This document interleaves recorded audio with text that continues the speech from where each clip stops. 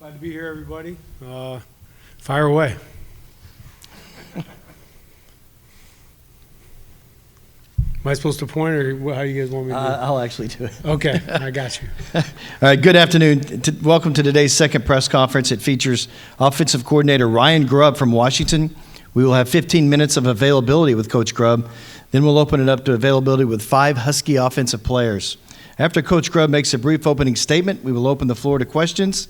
Again, please wait for the microphone to ask your question, and please identify yourself by name and media outlet. Thank you. All right, Coach. Yeah, great to be here representing University of Washington, and just excited to be part of the Sugar Bowl and get our guys out on that field and enjoy this process. So appreciate y'all. Right over here to the left. Hey, Ryan, Pat Forty from Sports Illustrated. Yeah. I'm wondering if you can tell me the worst road trip in the Great Plains Athletic Conference and why you guys' coaching has been able to translate up levels from there. Well, the worst one was probably my first one, and I just didn't know the mode of operation. So we were going to Nebraska Wesleyan, and we stopped for the pregame meal, which was at a park, and we pulled the coolers out of the bus and had sandwiches before the game. So I was like, wow, this is intense. But no, they were all great. I enjoyed all of them. I think as far as your question, the translation piece is, we're mentors and teachers first. And I think that the better you can be at filling in gaps and doing the best with the resources that you have, regardless of where you're at, if you're at the New York Jets or Washington or University of Sioux Falls, it doesn't matter. I think you always want to make the most of what you have and, try to do a great job with the resources that are available, and then make everything about the players and the people. And I think that translates no matter where you're at. All right, we'll go to the right side in the back. Hey, Ryan, Ralph Russo with the Associated Press. What's the dynamic of being the play caller for a guy who has made his reputation as a play caller? Obviously, you and Kalen have worked together for a long time, but what's it like calling plays for somebody who has called plays? Well, I think it depends on the relationship. It can be a little bit brutal, or it can be awesome. And mine definitely would be the latter. I think that part of that is the relationship that you have with the person you're working with can be either that of a sounding board or a critic. And I think Kalen's always been good at that. And obviously, long before I was calling plays, I was sitting in that room with him as his sounding board. So prior to being a coordinator, Kalen and I were working together, coming up with solutions and thinking of ideas and ways to be creative offensively. And I think that relationship has just stayed status quo. And so I've always felt the ability to stay creative and things like that and not worry about, the critical part, only that there would be just, a constant flow of information of, hey, I see this, I see that. And then just knowing that he doesn't have to have the pressure of doing that, that there can be trust both ways as far as, just letting me take care of the offense. There's a lot, obviously, that Kalen has to tend to. So I think there's a lot of freedom in it. All right, left side on the aisle. Yes, Ted Lewis from the Times-Picayune, New Orleans. Your offensive line won the Joe Moore Award. What's the significance of that, really? And tell me how good your offensive line is. Yeah, I think the significance part is, it's one of the most unique awards. I don't think our guys get too high or low based on certain awards, but, that being a group award, especially that's kind of the team within the team and the dynamics that you have to have within an offensive line unit make it very special. And that group or that unit has had to overcome a lot of injuries throughout the season. So to stay together and turn into a really good unit, I think says a lot for the room and Coach Huff and what they've been able to accomplish. And I think they're very athletic. I think they're smart. I think that they've learned to be resourceful with some of the situations that they've been put in. And I think they're still hungry. I think they still think they can play their best game yet. Front row, right side. Mike Farrell, Seattle Times. Ryan, obviously so many playmakers in this offense, but I wanted to ask about Jack Westover, guy who's been there for a long time, former walk-on, and what makes him kind of a different dude from a personality standpoint, but also what he brings. And I'm curious, when you came in 2 years ago, did you have a sense of who this guy was and what he could do, or was there a point where he kind of showed you what he was capable of? I think that's a great question. I think Jack's been showing us, the breadth of his playing style. He just is so versatile. And that was one of the things that stood out to me right away with Jack was his athleticism and all the different things that he could do, in our offense. And that was something that, in our system, we always feel like guys like that can have a role, and find ways to be productive within our system. And Jack, to his credit, because of how bright he is and just a really astute football player, has been able to maximize that role, and just show his ability to continue to find different ways to utilize him. And I think that says a lot to, both his intelligence and, just his savvy as a football player. We're going to stay right here in the front row on the right side. Ryan, Danny Davis with the Austin American Statesman. What makes Rome such a good receiver, and how vital is he to this Washington offense? Rome is, obviously very vital, and I think that one of the things that always shows up on any good team is, in critical and big moments, your best guys have to step up and make big plays. And you could go down throughout the season, and Rome has made those plays on almost every single week. So as far as what makes him special, I think Rome is never satisfied. I think he's a guy that truly feels like his technique can be better, how he runs a route can be better, his separation can be better, he can understand the concept more. Again, another guy extremely blessed to have within our system. He's incredibly bright, one of the smartest receivers I've ever been around, and is physical, tough, wants to be out there every day, grinding, trying to get better, and he's a phenomenal kid, and I think he's going to be really, really special on Sundays. All right, left side, front row. Hey, Coach, I'm Dave Farenthold from the New York Times. One of the things I think that's changed college football a lot in a way that fans may not see is the rise of NIL collectives. Can you explain sort of how much those have changed the way the game works and the way recruiting and retaining works, and how have y'all tried to take advantage of that to make this team better, to make this team what it is? You said 15 minutes, right? Correct. Okay. There's a lot to that. I think one of the things I would say that I think is from a positive side is I've seen definitely more good than bad. I've seen kids and families that have had resources to be able to have families travel to games that would not have been able to send money back home, things like that. And we've been really fortunate with some of our guys that make more money, that have done it very responsibly and not been any different. When you look at the Troy Fatanu, Mike Penix, Roma Dunze, Jalen McMillan, those guys have been the same guys. It has not changed them one bit, other than benefiting them to be able to think about, do I want to be a late round draft pick or come back and try to improve my stock and be a higher draft pick and, utilize NIL to make the most of my talent. So I think there's a piece there that can be really valuable, but honestly, the changing landscape is literally monthly almost. And I think about when Michael came to Seattle, there was talk of what the University of Washington would do,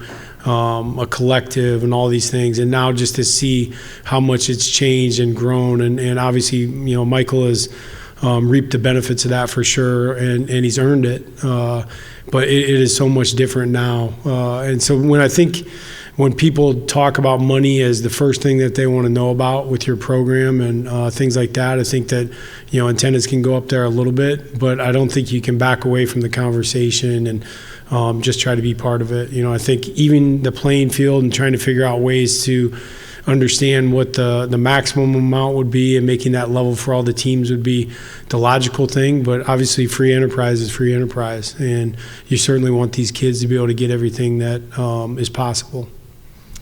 All right, we're going to go to the right side in the very back on the aisle. Yep. Brandon Orsello, 24/7 Sports. Coach, I was wondering, why are so many coaches loyal to Coach DeBoer over the years? Yourself, Chuck, I know you've had opportunities to go elsewhere at quote-unquote bigger schools, but what makes Kalen special to work for him? Yeah, I think that, everybody probably has a different answer for those things, but I think when you're looking at wherever you're working, you want to be somewhere where, number one, you feel like you can make an impact, where you can be yourself. And those are things that were important to me that my style of offense and the things that I wanted to accomplish, that, I didn't want a bunch of restrictions on that, and I wanted to be able to be more collaborative with the people I was going to be with and have more control of that situation. And so I feel like I do have a lot of input with what happens with the program. And so at that point, especially last season, I just really felt like, everything that we had invested with the players and the kids that we had coming back, and the talks that I had with those kids like Troy and Rome and Michael, just trying to get those guys to stay and be part of it for another year was important. And then as far as Kalen, I think you just always want to work with people that you're growing. And I felt like I was still in a position of growth, and that was going to continue to happen if I stayed put. All right, left side, second row. Hey, Coach. I had a chance to stand next to Trevante Sweat this morning, and he's the largest human being I've ever seen. I stood next to your center, Parker Brailsford. There's about 100 pounds difference there. What do you do with a guy like that? You got to block him. You got to keep bodies on him at all times. I think you got to try to wear him out. And I think he's a really, really talented athletic player. I've said this before. I think they got great front players, but I'm always amazed with how well their front is coached. I think Texas has done a phenomenal job with the technique and how hard those guys play, but they don't play the whole game. And so I think trying to wear them down a little bit and get our guys to have the right type of mindset and physical mentality to just keep them moving and try to wear them out. All right, stay on the left side in the back left. Yep. Hey, Coach. Raymond Lucas, 247 Sports. You had the opportunity to take the job at Alabama but chose not to. How satisfying is it for you to not only reach the college football playoff with Washington, but doing it alongside Coach DeBoer? Yeah, very satisfying. I think, regardless of other opportunities, I think this was the reason I came to Washington. And I know when Kalen and I first started talking about him taking that job and if I would go with or not, my response was pretty quick to accept the position, just because it wasn't necessarily the onset of my career like this is exactly what I'm going to do. I'm going to be a Power 5 coordinator and et cetera. That wasn't the trajectory right at the beginning. But as the career wears on and you start to see some exposure to different levels, specifically Division I, and you start seeing, why your system and your culture can be really special, I was excited to be able to put it on the biggest stage. And I felt like our system would work almost anywhere, and just how we relate to people and get the culture right within the locker room, that big things were possible. All right, Coach, we have time for two more questions. We're going to start right here on the aisle, third row, left side. Coach, David Ubben with The Athletic. David Ubben with The Athletic. When you guys got to Washington, what was your philosophy on recruiting your current roster, mining the portal, and sort of shopping for a quarterback? And what did that process look like landing on Mike? Well, the recruiting right away was very busy. I spent the better part of the first 10 days recruiting Jalen McMillan, Rome Odunze, and Jalen Polk, and they were all going in the portal. And not in a bad way, and I mean this because they were confused. They were going on their third head coach, and they just wanted to get it right, And so sitting down with those guys and a multitude of other players, when it was really just Kalen and I in Seattle, right away, the first part of December was really just Kalen and I in Seattle, just kind of like talking to guys, meeting them, spending time, and then really, just like you were saying, recruiting them. Sitting down, showing them how the offense has worked over the last 15 years, how we've utilized different receivers, backed by stats, and just watching film with them and then just getting to know them. And I think that part, allowed us a door to be open to begin the relationship. And my only request to the guys was just, let's just go through this and work at building this relationship, because you can't walk into a room and instantly have a relationship. We have to work on it. As long as we can have a little bit of trust and see if we can get this thing rolling a little bit, we'll be great. And so those guys were very open to that process and did a great job of buying in right away once we got rolling. And then as far as the quarterback, when I got there was 2 scholarship quarterbacks there, Sam Heward and Dylan Morris. I met with those guys right away. I told him that we can't be a championship program with 2 scholarship quarterbacks, and that I would be bringing at least 1 quarterback in to compete with them. And at that point, Michael was not in the portal yet. Once he got in, felt pretty strongly that he was going to be a guy that would, not only fit in our system but excel. And really, we just had to find a way to keep Mike healthy, And so his first winter with us was his first year that he had an off season since he was at Tampa Tech. And so I think that first winter was really the platform and the catalyst for Mike starting to have the success that he's had the last 2 years. All right, last question on the left side. Yeah, Coach Ted Lewis from the Times. Ted Lewis from the Times-Picayune, New Orleans. I know you're caught up in the moment right now, but how much thought, discussion have you and the staff, maybe the players, given toward next year when you make the move to the Big Ten, and what's it going to take to keep Washington on top like you are right now? That's a great question, and it is hard to balance that out. Right now it's tough to see the forest through the trees, but obviously recruiting and roster management and future thought play into every week. So we certainly have those discussions. I think that our footprint will still be on the West Coast recruiting and getting the best players out there. We'll dip in where we need to and get the Dylan Johnsons out of Mississippi when necessary. But as far as us, how it plays out, we're just excited to be playing, some of the best teams in the country on a weekly basis. For us, I don't think it changes who we are, what we do, but continue to be relevant in the top 5, top 10 discussion is something that, everything we do from how we operate in the off season to the type of people we bring in the program will be, obviously super important.